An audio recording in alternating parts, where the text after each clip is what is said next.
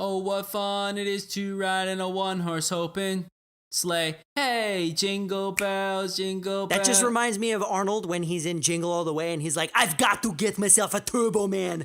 Everybody needs to give me the Turbo Man dolls. Put the cookie down. Ah! I think I'd do this entire episode with this accent. Make everybody really angry. But then they'll think about it. How can you possibly be angry with a person with this accent? I don't get it. Voldemort was pretty angry and he had that accent. Did he? Yeah, everybody in the movie's British. Well played. All right, you want to try this again? I thought it was fine before. Yeah, but I coughed. It came out bad. Last try. Ready? Ready. What was that? What was my line?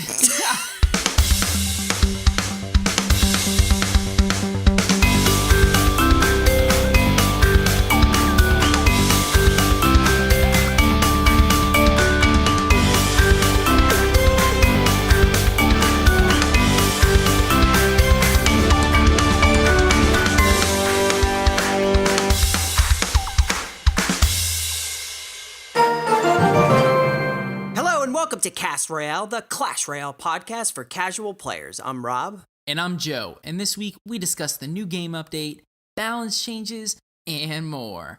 Boom. Boom! Episode 52, baby. Let's go. Are you excited? I feel like we have a good amount of stuff to talk about this week, and I'm super excited.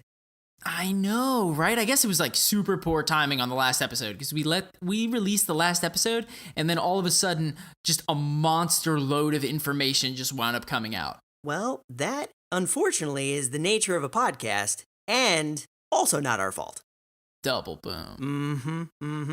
So since we got a lot, why don't we just jump right in? How's your week in the arena been going? Week in the arena has been pretty good, man. I am currently sitting at 4,800 trophies, or just maybe a little bit under that. I've been kind of climbing pretty steadily throughout the new season. I guess we're about halfway in at this point, right? So we've got about 2 weeks left until the season's over. I am still currently using the Mortar Mauler, even after the balance changes came out, which we will talk about later. Currently, I am trying to max out my rocket. Dude, I am at like 350 out of 1,000. And I just feel like I've got like another 2 solid months of requesting before I max that card out. Well, you know what you got to do? You got to do what I've been doing and just get really lucky in the shop and buy the stacks of rockets, because that's what's been happening to me recently. And like you, I am also trying to level up my rocket, but I can't max it yet because I'm still trying to get to level 10. But I only need 200 more, and that's in part because I bought 2 stacks from the shop. And I think total it only ran me like, I don't know, I want to say like 2,400 gold.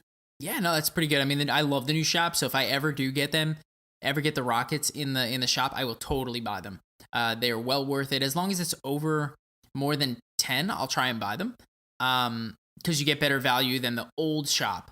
So, thought it was a pretty cool. I guess the other thing that happened to me this week, dude, I unlocked the Zappies and the Hunter.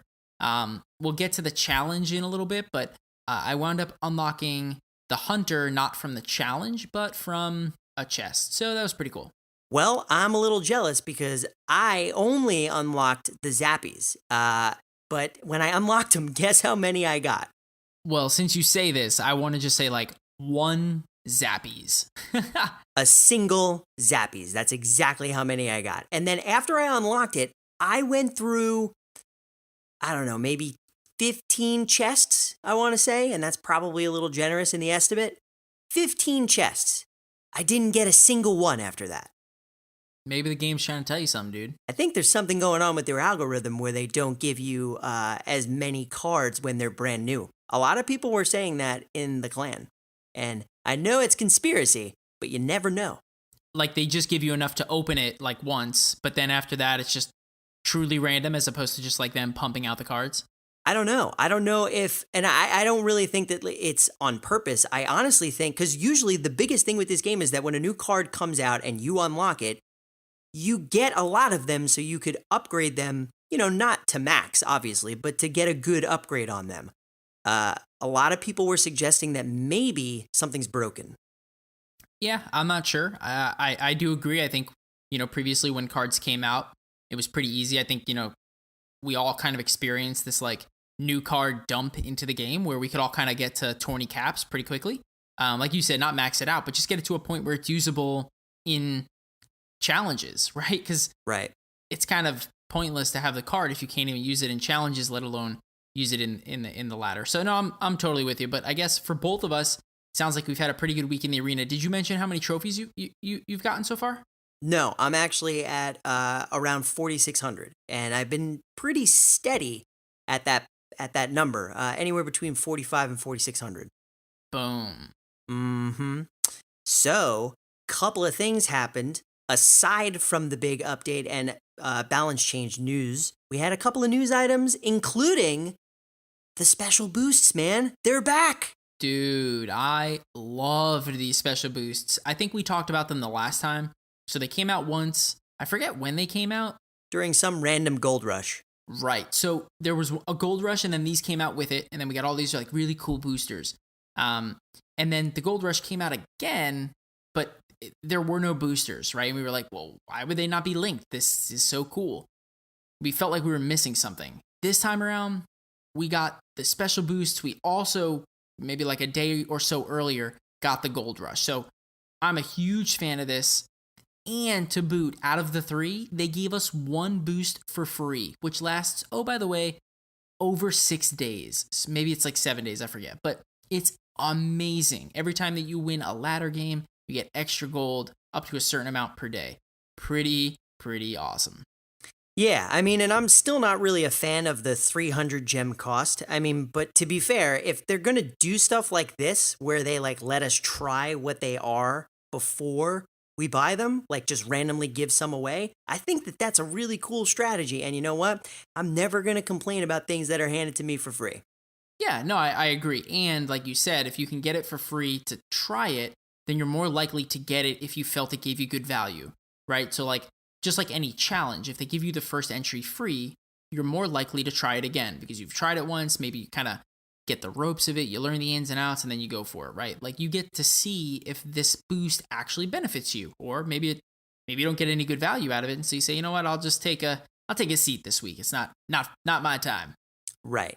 And then we also had a couple of challenges, and the first of which was the Hunter Zappies Draft Challenge, which was kind of cool, and I believe it's the first of its kind where they release 2 cards at the same time and let you play with one while your opponent plays with the other.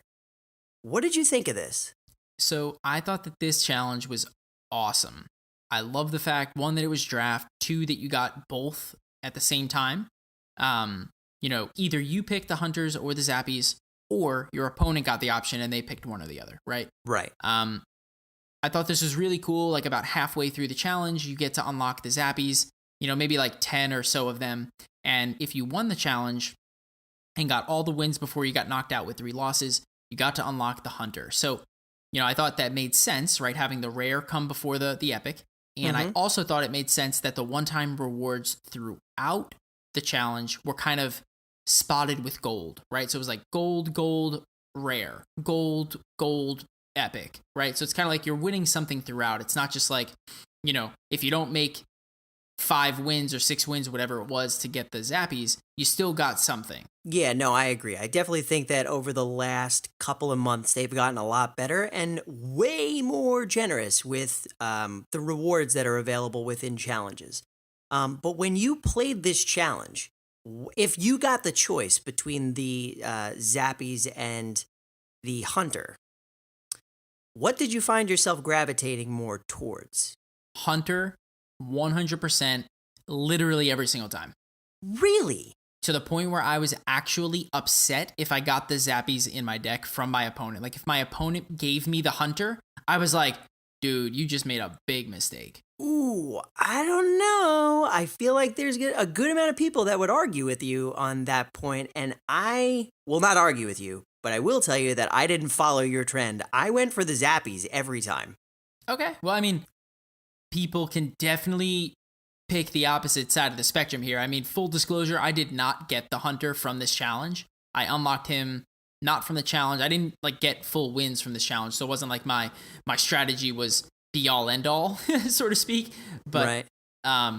So I was 2 wins short of getting the hunter. But I did unlock them from a regular chest. But I don't know, man. I guess at the end of the day, I felt like the hunter adds so much value to the map, both from AoE splash damage, but also from single target damage to close-up threats. And to be honest, a part of me just feels like the Zappies are a little bit weak. Well, I mean, what do you expect? They're named Zappies. But dude, the point of them isn't to be strong. The point of them is to control what's going on in the map.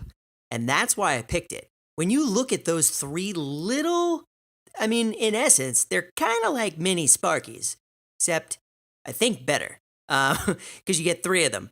But dude, they zap everything. Do you know that these things can like hold down a bowler so it can't do anything? Did you see that video?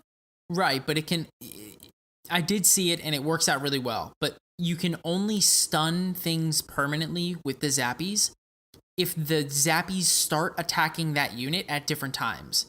So like if they all attack, like if you drop them all right now and there's a Hog Rider on the map, all three of them will attack the Hog Rider together.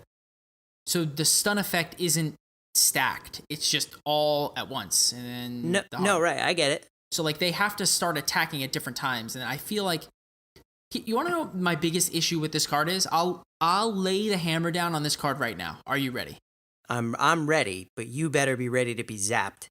Any 4-cost card that gets killed by a fireball is never successful in the meta. Well, fair, but almost every time we get a new card, something happens to it in order to be balanced. So eventually, I think these things are going to be a little bit more, they're going to pack a bigger punch than you expect, I think.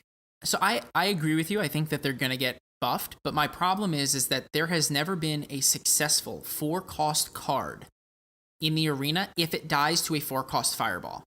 If it dies to a 4-cost poison, that's fine, because the poison takes 8 seconds before the thing dies, right? So in theory, your opponent has to lock your troop in the poison for it to even matter. But look at the Electro Wizard. The Electro Wizard was literally irrelevant. It was completely irrelevant for the first, month, or I forget how long it took before they increased his health, but it was irrelevant legendary because it died to a fireball. Look at the Crying Machine. The Crying Machine is a 4-cost flying troop, dies to a fireball. Zappies die to a fireball. My prediction is that until they do something to make it so that they don't die to a fireball, or make them just have more damage to kind of compensate, those things have to wind up being like a quick smack in the face for them to be worth it if they will not live to a fireball. That's my personal opinion. Well, I think one of the cool things that they could do is just make it so that they do not shoot their little zap at the same time. I think to make it so that this card only lets them attack with their zap power separately from one another. Because then you're going to be in a situation where they are controlling a card and it can't go anywhere. Right. And another way that you can do that is right now they all spawn in this like really small, neat, like triangle looking thing, right? Mm-hmm. With one up top and two kind of as the base. But if you spread out their starting point, then it makes it easier for them to attack at different times, right? Because in order for something to reach, it has to move before it starts attacking. Yeah, no, that's a good point. And I think you're right. I definitely think that the fireball thing that you're talking about is a real thing. But I'm hopeful because I really do see a lot of potential for this card. Yeah, no, I see tremendous potential.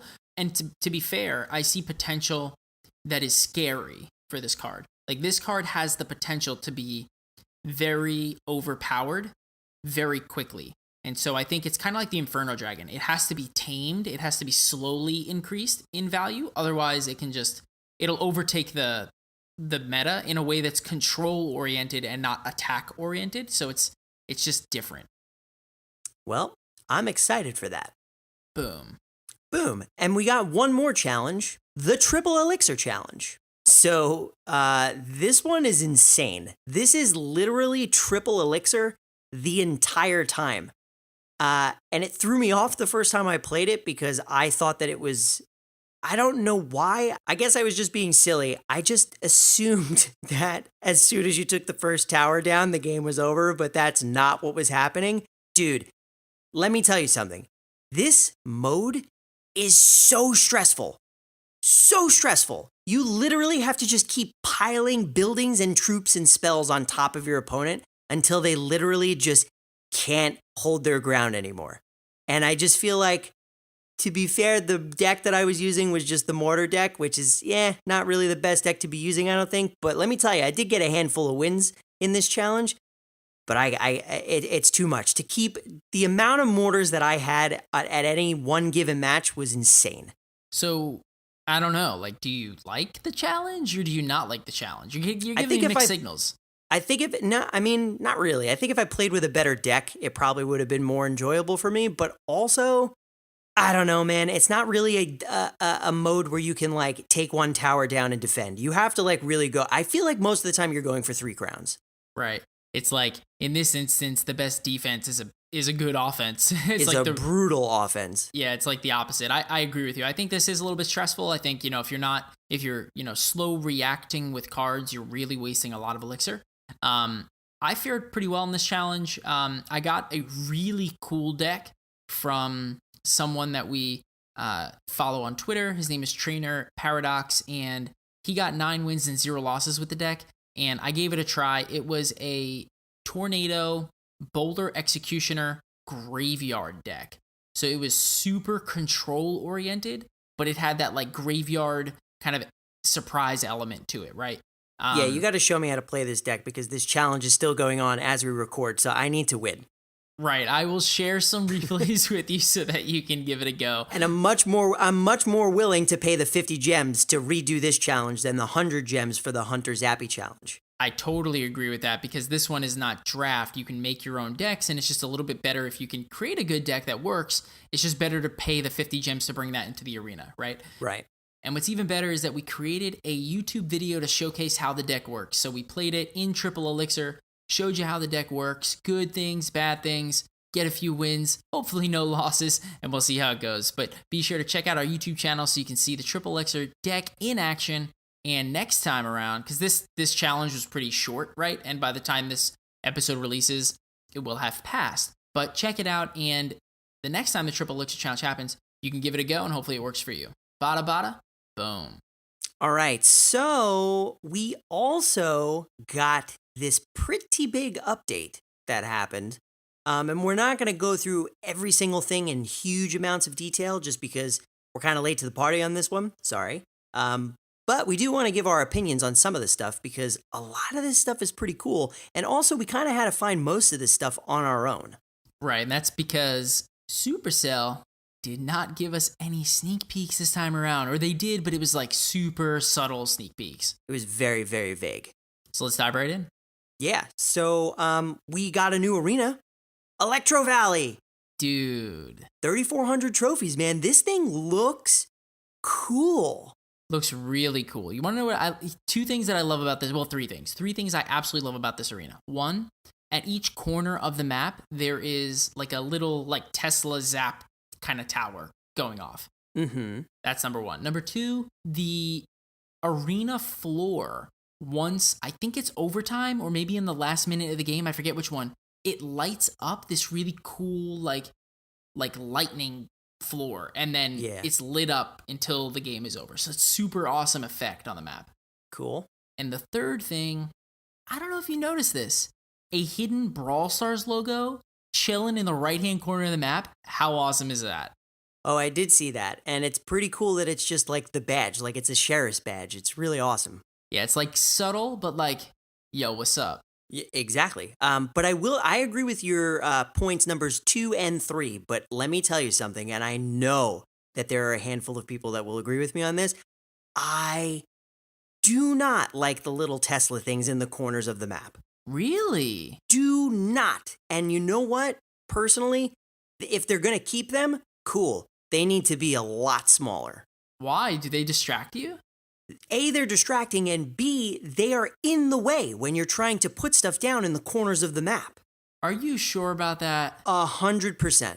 Really? No, I guess, no, now that you mention it, like I think I've seen other people like complain about that, but I don't know, maybe I just didn't notice it because I just loved that arena so much. Like I just felt like it was not flawed at all. That's fair. But I can tell you right now, it's definitely an issue, and I definitely think that they need to tone them down a little bit. I disagree. Boom. Fine. Agree to disagree. Deal. So, of course, with the introduction of a new arena, the Legendary Arena now is Arena 12 because it just keeps going up, up, up, up, up.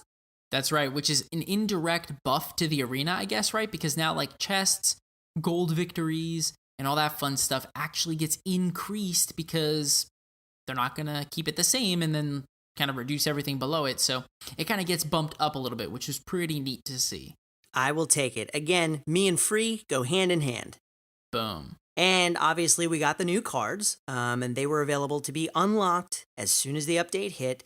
But dude, I think the star of the attraction here are the 3 new chests that were introduced into this game in both the shop and I think the chest cycle, although I haven't really been able to find definitive evidence of that. Right, so why don't you give us a rundown of what those chests are? Right, so like I said, 3 new chests. One called the Lightning Chest, which allows you to replace stacks of cards of your choice. And you have up to 5 quote-unquote strikes to get rid of the ones that you don't like and keep the ones that you do like, which is kind of cool and super creative. I have to be honest. I didn't really see a chest like this ever being introduced into the game. And then when I saw it, I'm like, huh, that's pretty sweet.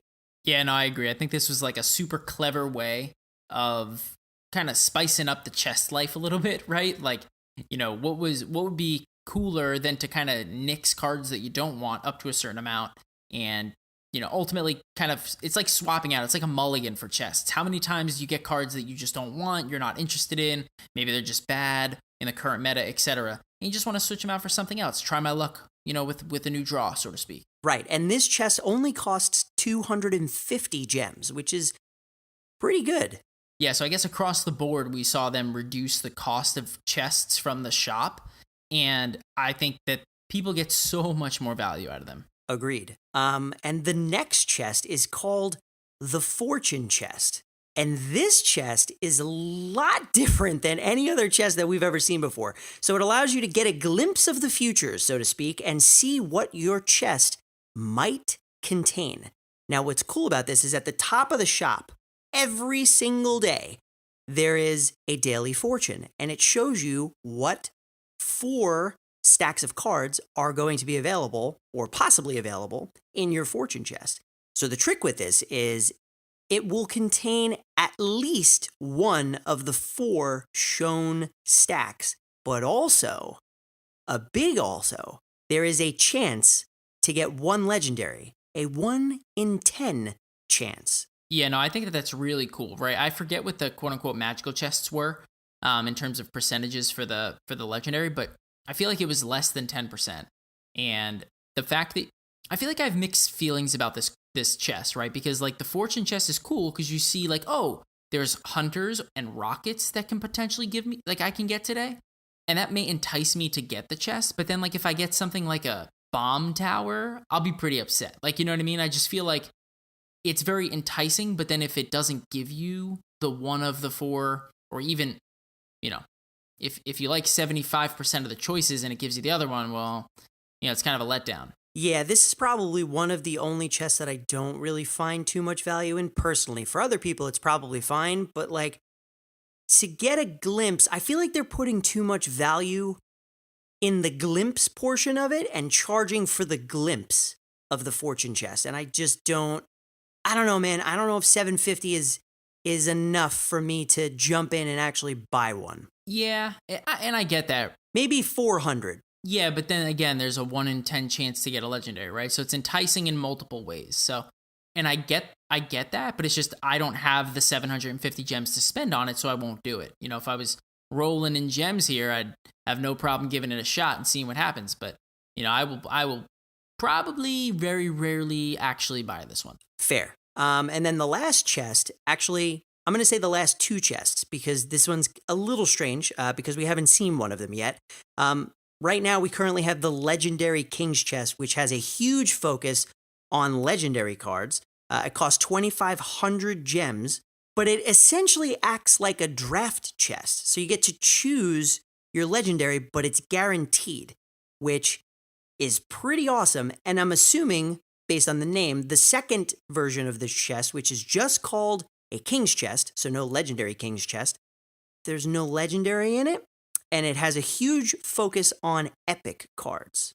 Right. So I guess at the end of the day, the King's Chest and the legendary King's Chest is super cool because, like you said, Rob, it is in draft format. The legendary King's Chest is the best possible choice because for 2,500 gems, you get a guaranteed legendary. Plus, you get a whole bunch of epics and rares and that kind of thing. So this compares to the old super magical chest that you could only buy from the shop or get in your rotation, right? Your card rotation pretty rarely. But if you remember at, Legendary Arena, a super magical chest cost, I don't know, something around like 4,500 gems, astronomical amounts. And oh, by the way, it only gave you a 25% chance to actually get a legendary. So you could spend, I don't know, somewhere like $100, not get a legendary and open up a chest that's bad. Totally agree. Yeah, that's why this is actually a really good thing, and I'm glad to see that Supercell actually brought something like this into the game. And you know what, dude, like you said, not only is it a guaranteed legendary, but it's a guaranteed choice between two legendaries. Right. So it's not just a random draw. You get to pick and choose. It's kind of like the strike chest from what you talked about before, right? Like you get the option. Yeah, you could get two bad options, but you're going to pick the better of the two bad options, right? Like, right. It feels better to me. Totally agree. So a couple of other things that were coming this month that did already happen, but some have not. We got our Gold Rush. We got some special challenges. They brought back the boosts, but also they said we were going to get a Gem Rush. Where is it? I bet you by the time this episode airs, it would have happened already because podcasts. Nah, I don't think so. I think the Gold Rush just came out, so I think they'll probably try and spread out the Gem Rush. Gem Rush will probably be for like the holiday week between like Christmas and New Year's, if I had to guess. So we'll see. But yeah, we have gotten a bunch of special challenges. We've gotten the Gold Rush, we've gotten the boosts. So I mean, they've hit on their promises so far, and if they keep them coming like this, it just keeps the game fresh and less stale. So I'm a fan. Right. Couple of improvements though. One of my favorites, the daily gifts quest is now always active. How awesome is that? I love this thing. I think the daily gifts is so cool because you don't have to worry about like achieving a quest or a task, right? Like this to me feels more like a true replacement for the lack of free chests that are rotating all the time in the game. You get 3 different gifts per day, whether it's gold, a chest, or a card stack.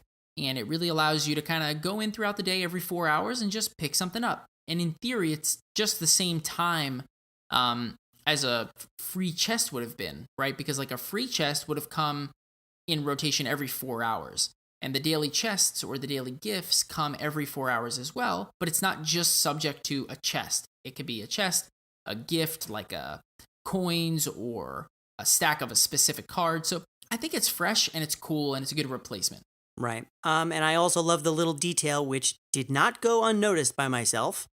They put a nail in the board to hold this quest up all the time. No other quest has a nail in it. So it's kind of like it's pinned. Yeah, exactly. Love it. In other news, epic and legendary cards now appear in the shop more often if you're 4,000 trophies or up. And dude, cards at max level are less likely to appear in the shop and subsequently the fortune chest. Who said it? We did! When did we say it? Episodes ago!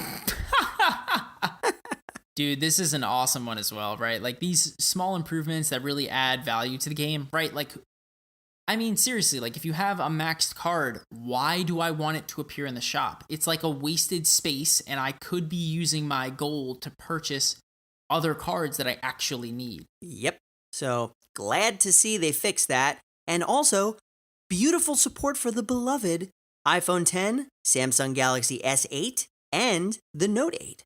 So, big screeners rejoice. That's right. And I guess last but not least, in this update, we got a glimpse of what the new card is going to be. Not the Zappies, not the Hunter, but dude, the Royal Ghost. Ooh. It's going to be a 3-cost legendary card. Have you looked at the stats and what this thing does? Oh, dude, he's ridiculous. So he just kind of moseys through the arena, invisible, unbeknownst to other troops, and then when he's startled by another troop, he kind of wakes up, appears, does his damage, and then I'm assuming if he survives, he goes right back to being a ghost again. Yeah, I mean, it says it right in the tooltip, right? Like, the tooltip says, he drifts invisibly through the arena until he's startled by an enemy, then he attacks. Then he's invisible again. This thing is wild, man. Like, I loved the idea of a ghost when they first talked about it on Radio Royale. But let me tell you something. This thing is cooler than I ever would have thought it would have been. And he just looks like an old dead king. And I think that's what they were going for, right? And, his stats kind of puzzle me a little bit, to be perfectly honest with you. He does area splash damage. He doesn't attack, single target. He is a melee troop. And what I've seen a lot of people compare him to is the Knight, right? Both of them are 3 cost. Mm-hmm. He has just under 300 HP less than the Knight. So he's pretty tanky, to be honest with you. I mean, he's got 1100 health at 20 standards. He does about the same damage per second as the Knight does.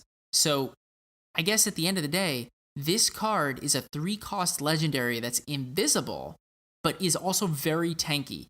And in comparison, if you were to look at the Ice Golem, which is a very tanky 2-cost card, that's got a little over 1,000 health. So this thing is almost, it's actually a little bit more tanky than the Ice Golem, but it's like an AoE type Knight.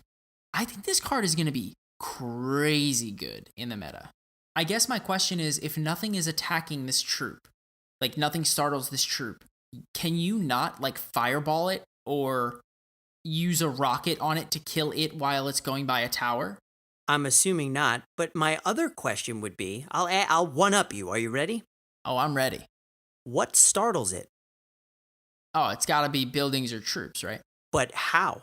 Do they just walk by? Do they have to be attacking something else? No, it's got to just be like by appearance. Like it's got to be within a certain radius. Let's see if it's in the tooltip. I would imagine that it's just like if they're ultimately in the area. But it should say that on the card, like what's the radius for attracting it or startling him?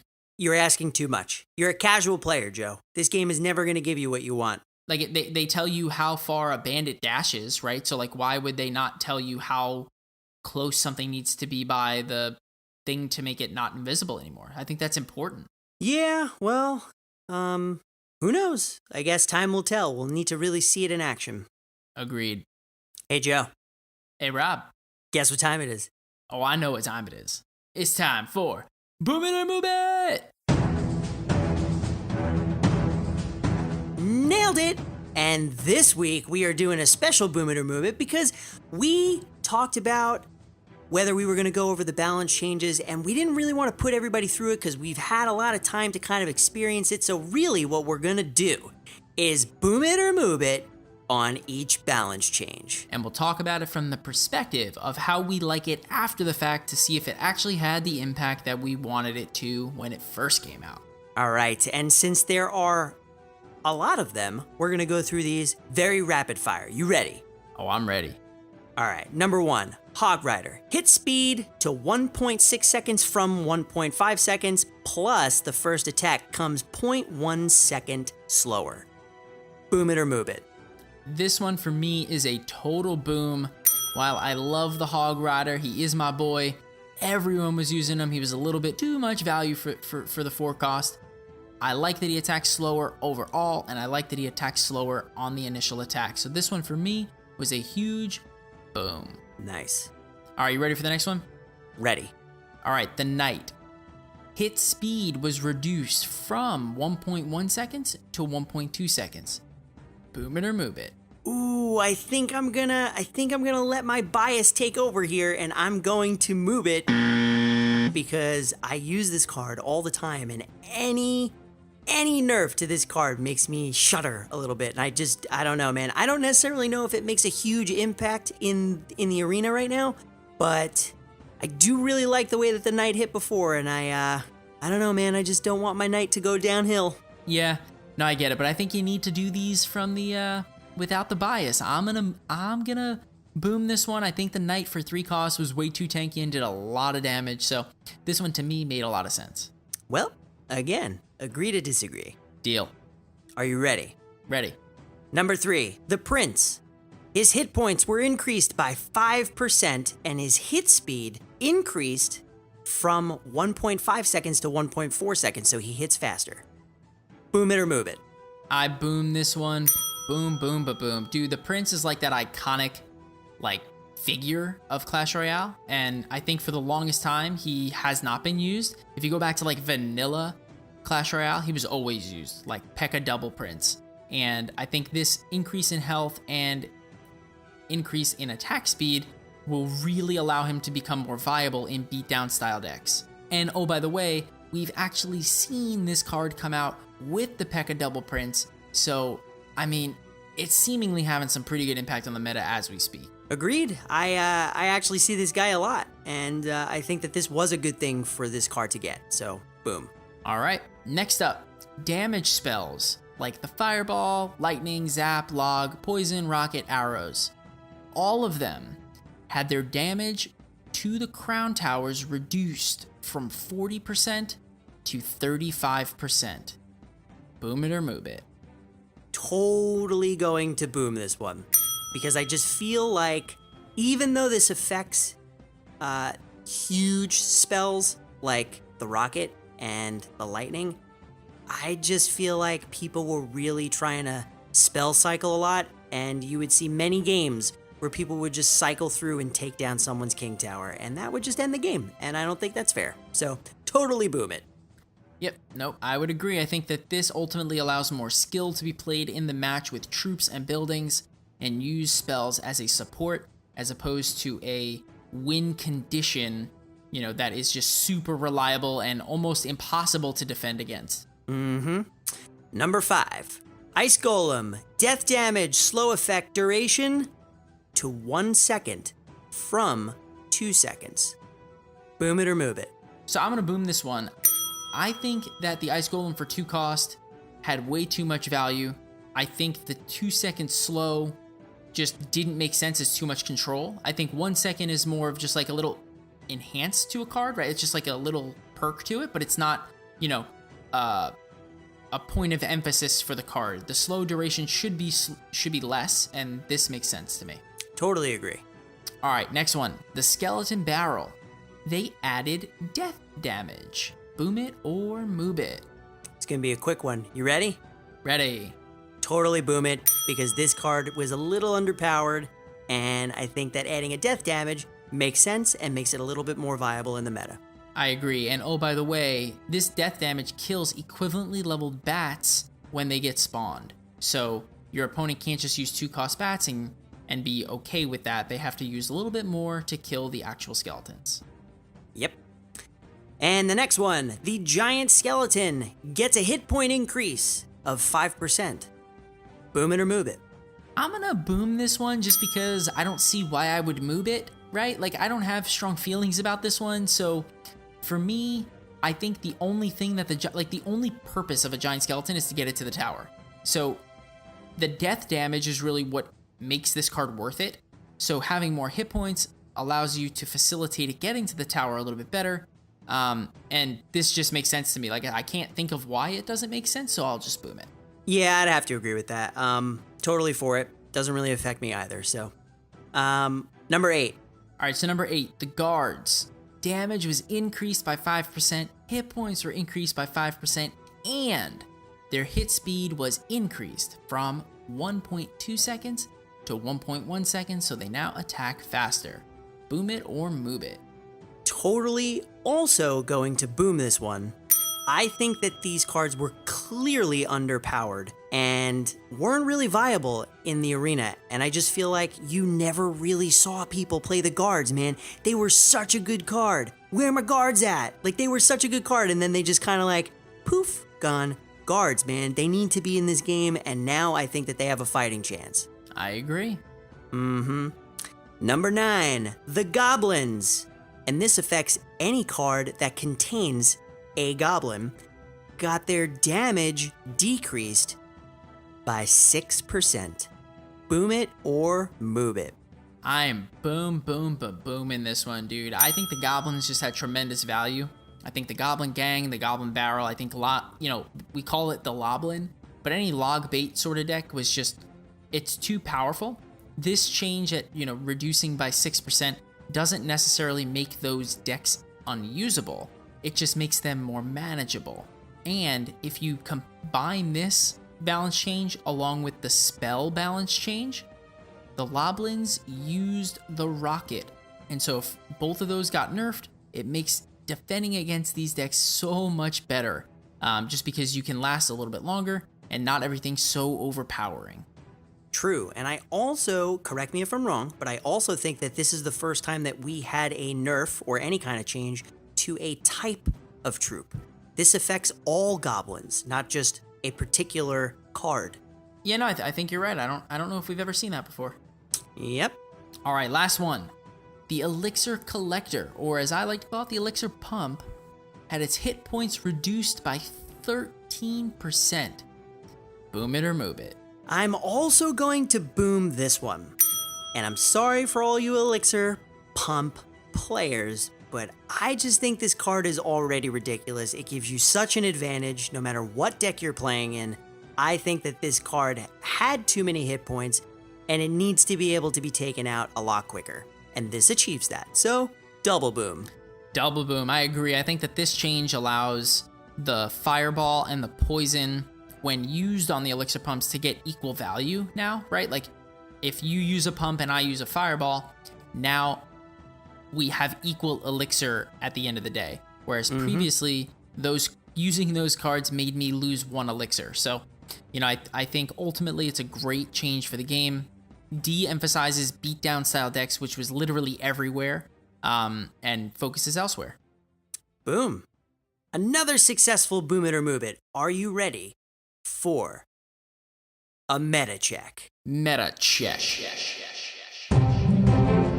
That's right, and our boy Lord Christmas, Sir Devin, comes to us with another fantastic meta check. So Joe, what are the numbers? Dude, so Devin took a peek at what the ladder looks like at the tippy top for the cards that are being used after the balance changes occurred. First, let's look at the guards. We talked about how good they would be after the balance changes.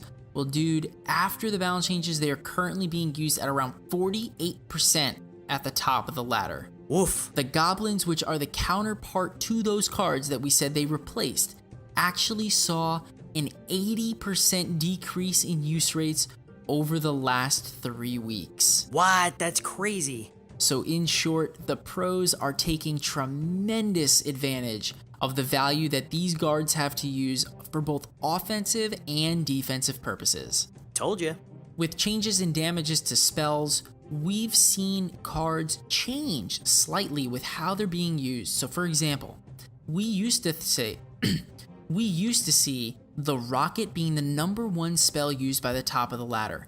The rocket typically was always seen there, while the lightning, the other big mama kind of spell, was never really there. Well, with these balance changes, people are kind of leaning away from these bigger spells, and they're actually leaning more towards the poison and the zap.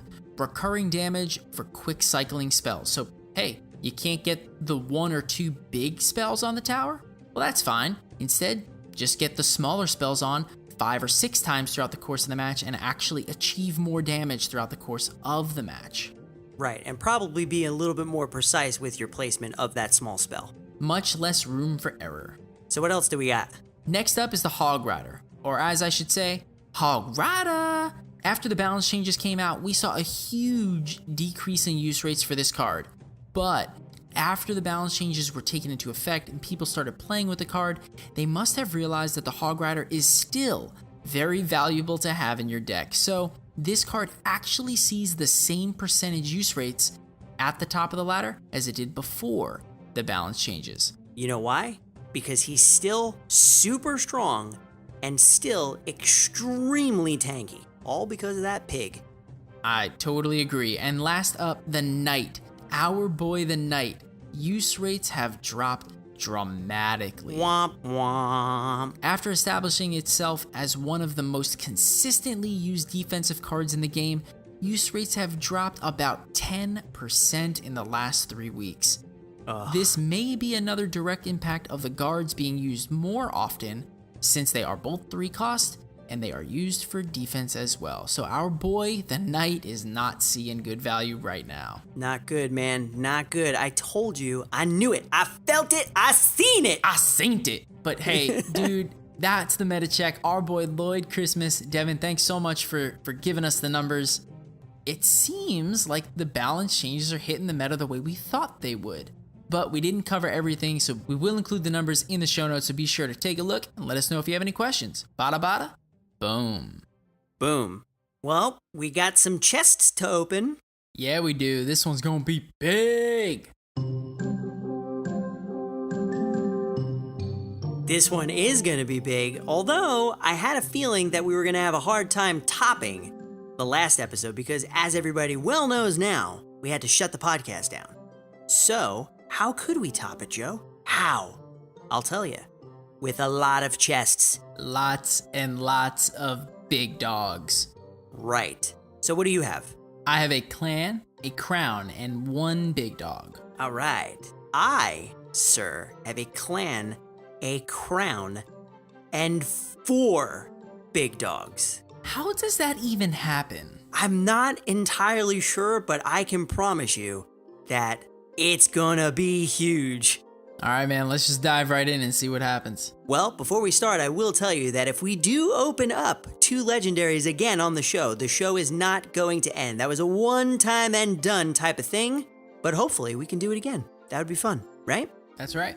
All right, so who goes first? Me? I guess I must, right? You must. Okay. So I'm gonna do my crown chest. You ready? Ready. Crown chest. 658 gold. 2 gems.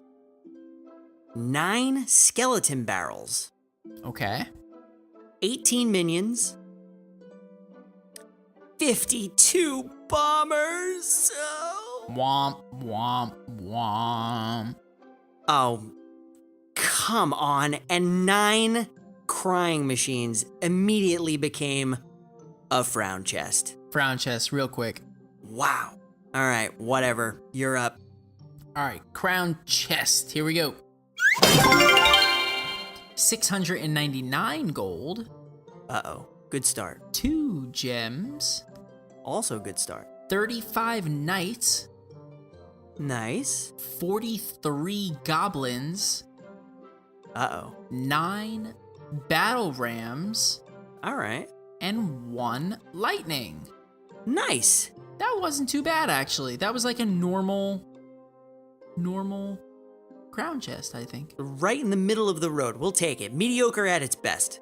I love mediocrity. All right, so clan chest. 10 out of 10 clan chest. 1,620 gold, as always.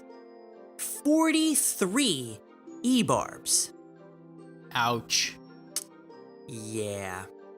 What? Again? 56 bombers. Yikes. So you've gotten a frown chest, and this seems like it's turning into like a bland chest, not a clan chest. This is a bland chest. This is a flan chest. Maybe we can redeem it. Hold on. Maybe the bad stuff is in the beginning and the good stuff is at the end. We'll see. 59 spear goblins. 83 rip skeletons. Rip Larry.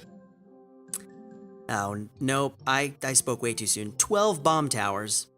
Well, that's it. There goes that chest. 15 wizards. And 2 bowlers, which I'll take, but I don't like almost any of the other cards minus Larry. Yeah, that was pretty brutal. All right, maybe mine will be better. Let's see. Maybe.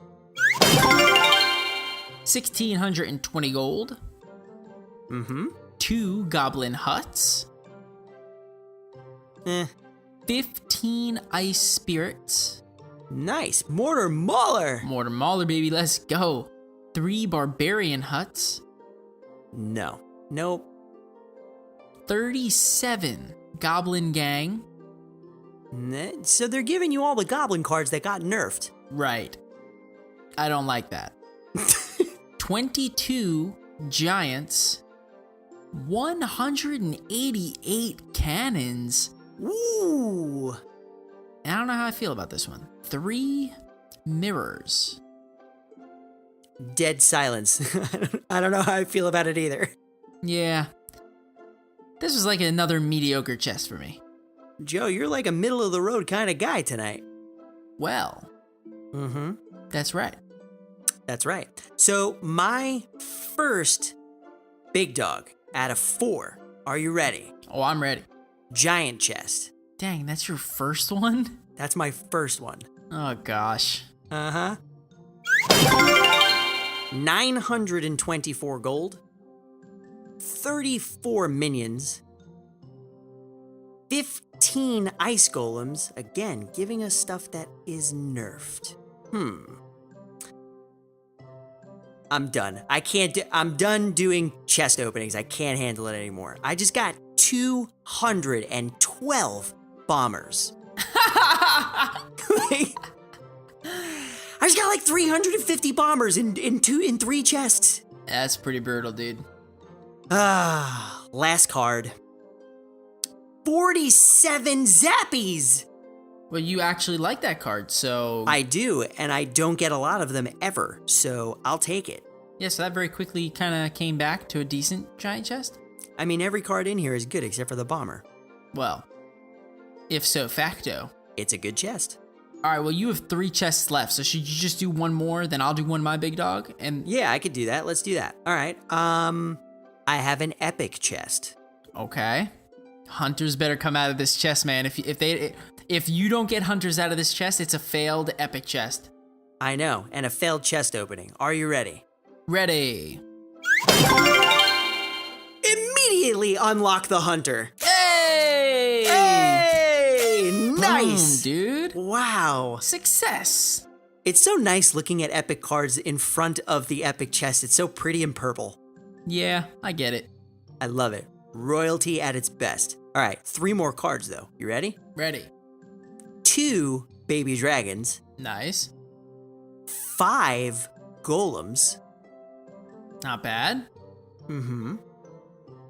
And 12 dark princes. Nice.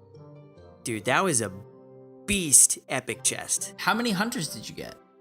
Take a guess. 1. Single. Well. Yep.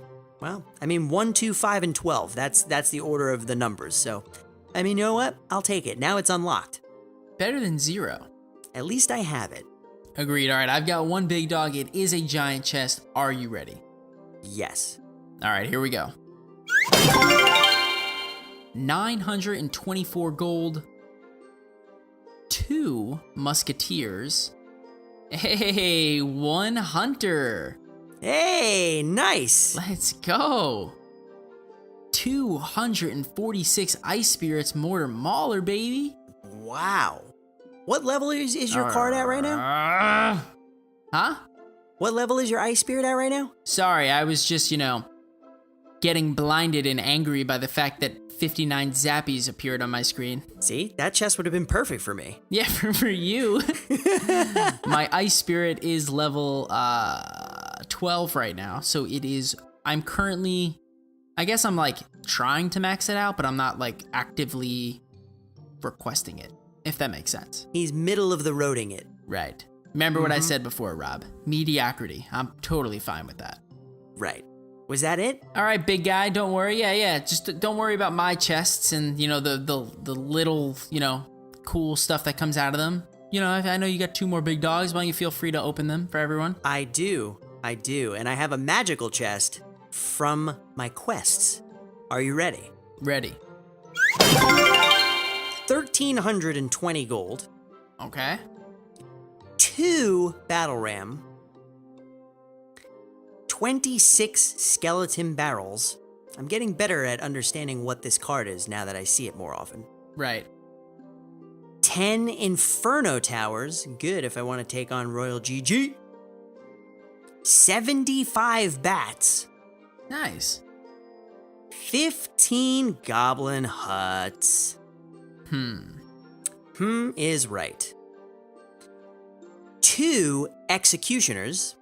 Pretty good. And 2 Bowlers. Nice. You got a bowler before, too, so you've gotten some pretty good epics this time around. I know, I'm like loaded with epics right now. But you've got one more chest to open, sir. I do. And it is a legendary chest. Woof. I thought maybe we could do it 2 times in a row, but we didn't seem to pull it off this time. Now, with, 5 total big dogs, you'd think it's possible, but I guess not. You would think so. As always, the odds are stacked against us. Are you ready for the legendary chest? Let's do it. Spinning. The Ice Wizard! Oh! Boom! Excellent. Now I'm 1/4 of the way to a level 3 Ice Wizard. Dude, that's amazing. That card, I feel like it's underrated. I feel like that card is so good on defense, but people just aren't finding good use for it right now. Like in the top of the ladder, the Ice Wizard is still used some of the time in certain kind of like hog cycle decks. So that card is so good. I know. And that was a really cool chest opening. I'm excited about my legendary, but let me tell you, man, I am way more excited to unlock the Hunter. No, I totally agree. Because now I got all the cards until the ghost comes out. Boom. Boom. So, with that said, let's move on to our deck spotlight. Deck spotlight. And this deck is called Gamergy because it's the deck that Surgical Goblin used to win the Gamergy Finals. And it's a 3.0 average elixir cost deck that includes the Zap, the Poison, Archers, Ice Golem, Tesla Tower, Ice Spirit, Mega Minion, and the Graveyard. So Joe, how do we play like Surgical Goblin? Dude, so this deck is super, super good. As you just mentioned, Surgical Goblin was the winner of the Gamergy Masters Finals. And in the finals matchup, when he actually beat Flobby to win the whole thing, he used this deck. Now, as you can tell, this deck is actually super, super quick because it's 3.0 average elixir cost. And at its core, it is a graveyard poison cycle deck. Now, because it's so cheap in terms of average elixir cost, the best pushes to make with this deck is very simply Ice Golem at the bridge, graveyard, and then wait to see if you can throw your poison down or your zap down to get tremendous value on offense. The key with this deck is not throwing down your graveyard too soon, because one, you want to allow the opponent's tower to attack or lock onto your Ice Golem. Also, if you use your poison spell too soon, your opponent can position their troops around the poison and allow you to get very little value with the 4-cost spell that you're using. Timing is everything with this deck, and using your spells effectively and efficiently on offense really allows you to get the value you need to win the game. On defense, you have very cheap cost troops that allow you to defend well against most things. The Archers, the Mega Minion, and the Ice Spirit are perfect combinations for almost anything that comes your way. The Tesla Tower is kind of the sleeping giant in this deck. For 4 costs, it allows you to get good value on minions, minion horde, but also really tanky troops like the Giant, the Golem, and things of that nature. If you bring anything into the middle of the map, it allows the Tesla Tower and both Archer Towers to attack. You can spread your other troops around it and freeze everything in the middle of the map to get crazy good damage on defense. Defending with cheap cost things allows you to cycle faster to your Ice Golem graveyard push again on offense. By the time this deck gets into the double elixir time, you have the advantage. So if you can defend well and cheaply in terms of cost, you have the advantage in double elixir because you can cycle back to your graveyard faster than they can cycle back to their counters for the graveyard. So ultimately, at its core, this deck is a fast graveyard cycle offense deck. Use your poison efficiently and effectively. Don't zap too soon because you might need to save that for defense. And on defense, you really, really, really want to try not to use your Ice Golem. You want to use your Ice Spirit along with your Mega Minion and your archers. Otherwise, you won't have the Ice Golem for your offensive pushes. Ooh, nice job, dude. Thank you, sir. So I know that was a mouthful, but for the first time ever, Rob, we have done the next level. And what's that? Dude, for this deck, we actually created a YouTube video to supplement the deck spotlight so that we could show you us putting the casual wheels on and taking it for a spin. That way you could see how we played the deck, what we lost against and what we won against, so you can learn from us, apply them on your own, and get better than we were in it.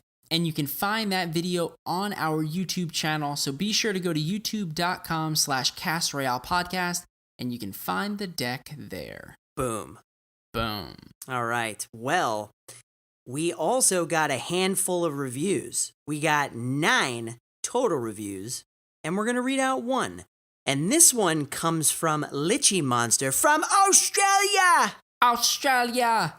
Joe, they literally requested that we read this entire thing in our terrible Aussie accent.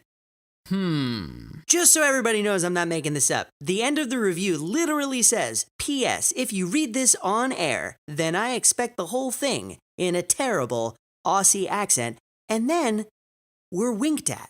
So they know we're bad at this. Right. This is like the checkmate. They've saw our move and they've defeated us already. They have totally called us out.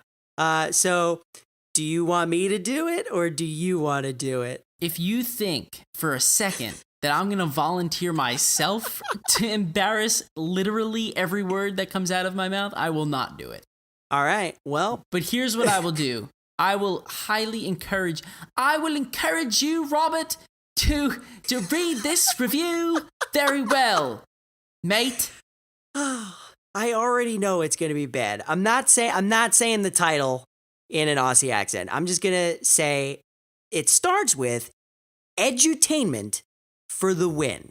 So I'm assuming that's education and entertainment? I would agree.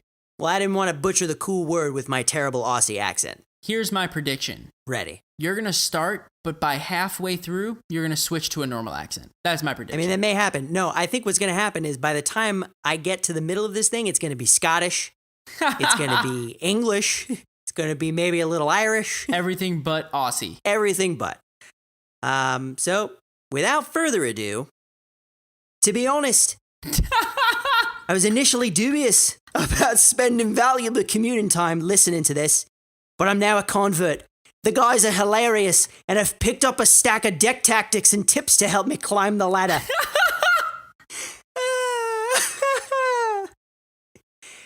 I think I'm doing pretty good so far. Very good, actually. And best of all, I can now import all the decks they discuss straight to the game, which I'm about to do now. Time to try out the Mortar Mauler, baby! Thanks, guys, and keep up the awesome work. Litchi from Down Under. Boom! Dude, what? How did you all of a sudden learn how to do an Aussie accent? Ooh, I don't know where that came from. I just pulled out my Crocodile Dundee. Crocodile Dundee. Maybe I should have thought of that when I was doing my read of these. Well, now you can thank them because I am done talking. I mean, with that being said, in all seriousness, Litchi Monster, thank you so much for the kind words. We do understand that you were a little bit skeptical, but super happy you decided to give us a try, and we're very excited that you are now part of the community. Bada bada, boom! Boom! And huge shout outs to Eclipse from Canada, A-Rex6 from Italy! A spicy meatball, spaghetti, and a pizza! And to admin factor, Monkey Man with a bunch of numbers, Speed Cuber 15, Pie Man, Cool Man, Cold Iron, and our buddy Buffaretti from the United States. Now you're saying it wrong, Rob. You gotta have that like Spanish inflection, like Buffarete. By the way, we normally don't read 2 reviews, but I gotta just throw some shade on my boy Buffaretti. His review says, I wish the show was only Rob. Yes. Joe just booms. Actually, I love the booms. Keep it up. This is totally him in a nutshell. If you've never spoken to Buffaretti before or watched his videos, it's totally him. Huge shout out to him. Be sure to check him out on YouTube. We just did a 2v2, one on our channel and one on his channel, so be sure to check it out. And Boof, thanks again for the review. Bada bada. Boomeretti. Boomeretti. So we got no patrons this week, but that's okay. If you would like to support the show, you can go to castroyalepodcast.com/donate, and you can learn about all the different ways that you can support the show. And real quick, before we go, from the bottom of our hearts, we just want to thank everybody for listening to us and supporting us throughout the entire year of 2017. For those that celebrate, Merry Christmas, Happy Hanukkah, and every other holiday that happens around this year. Festivus for the rest of us. Happy New Year. We hope that everybody stays safe and has a great time. Bada bada. Boom. Yeah, and that's pretty much it. In the bag, tagged, signed, sealed, delivered. I'm yours. Bump, bump, bump, bump, bump, bump, bump, bump, bump, bump. That's good. I need to like whip out my guitar there and we just play a little bit, have a little jam session at the end of the show. Yeah, the problem is you were just a little bit too slow to the party there, Rob. Maybe if you were a little bit quicker on your feet, you'd be able to, play the air guitar a little bit faster. I mean, I know you're dissing me right now, but I'm going to give you a compliment. I was mesmerized by your little beatbox endeavor thing over there. Ooh, now you don't know what to do. Right, now I'm confused. Well, that's it for episode 52 in the books. If you would like to join our clan, be on the lookout for open spots. We refresh every Saturday night into Sunday. Join our Discord, castroyalepodcast.com/Discord. That is the group of people that learns about open spots immediately as soon as it happens. So if you want to know first, join. That's right. And if you'd like to reach out to us on Twitter, you can do so by using the handle @PodcastRoyale. Right. And as always, snail mail is always an option. You can shoot us an email at feedback@castroyalepodcast.com. Although it's Christmas, New Year's, we may take a little bit of time getting back to you. So if you want to get to us, reach out on Discord or hit us up on Twitter. Boom. Boom. And that's it. Are you done? I'm certainly done. It's very late. It's late. I'm tired. But this was a successful episode. You sound crazed a little bit. Well, I mean, after, there's only, that's right. Yeah, cool. Good talk, Rob. Awesome stuff. I don't have to talk at all. You just had a whole conversation by yourself. And I didn't even answer half the things that I said. So, I mean, try having that conversation with yourself. It's really weird. That is a fact. Well, until next time, get ready for another hodgepodge of everything! Hodgepodge of everything! Boom! Bye. Bye.